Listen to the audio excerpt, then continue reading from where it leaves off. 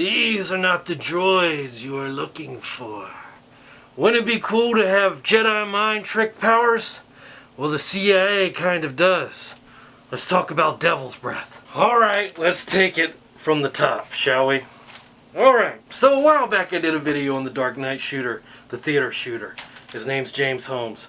And I suggested that maybe Devil's Breath may have been involved, and a lot of people were like, well, it's Devil's Breath. And I said, well, I'll do a video on Devil's Breath. So this is a video on Devil's Breath.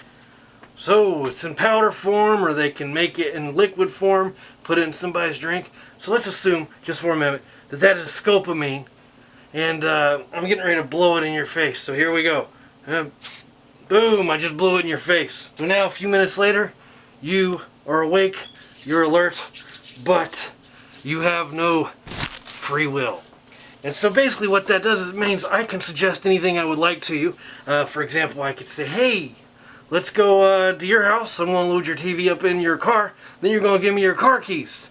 And then you would actually do that. And you might not even know me.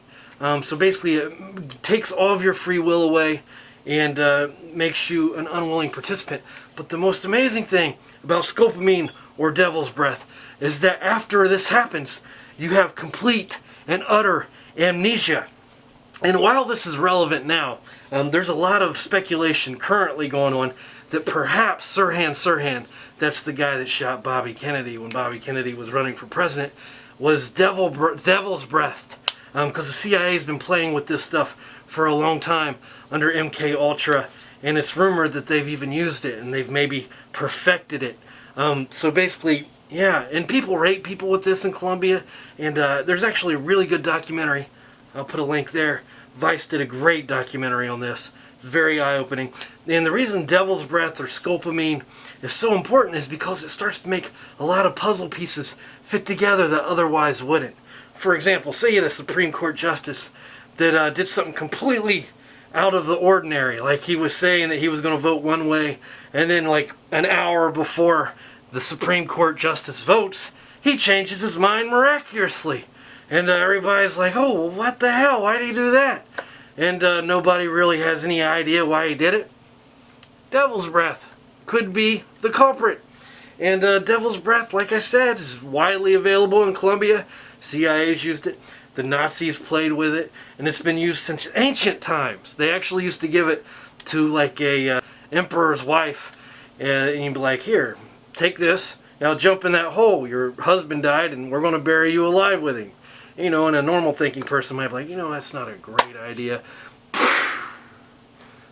Devil's Breath. And then, oh, yes, that sounds great. I'll jump in the hole. You can bury me alive.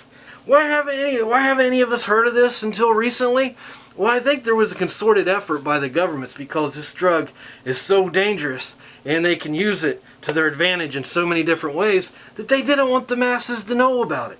Again, Scolpomine, Devil's Breath, Google it. Pretty amazing stuff. But why this is so relevant now is because we have a shooter in the theater. And I'm not saying that this is a false flag, but there's a lot of things that suggest it is. And I won't go into everything because this is so oversaturated and you're absorbing so much information. But I want to just put this out there. The shooter in Colorado did all this. There's a lot of pre-evidence. Basically, he wrote everything down in a notebook and sent it to a psychologist. Very unusual for anybody that's going to do something. Now, it could be that he's utterly crazy. That's true. But here's a few things to keep in mind. He wired his house with explosives. And the police have said that this was just like really technologically advanced explosive wiring. And it took the FBI like 3 days to disarm this stuff. Very unusual.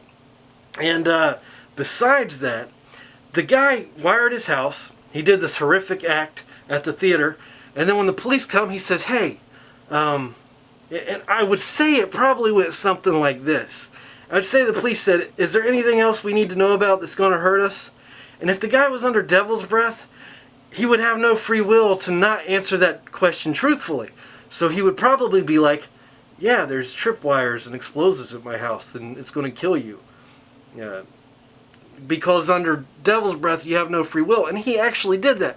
So my point is, if you went through all of the trouble to wire your house with explosives, to kill police officers or SWAT or whoever might go in there.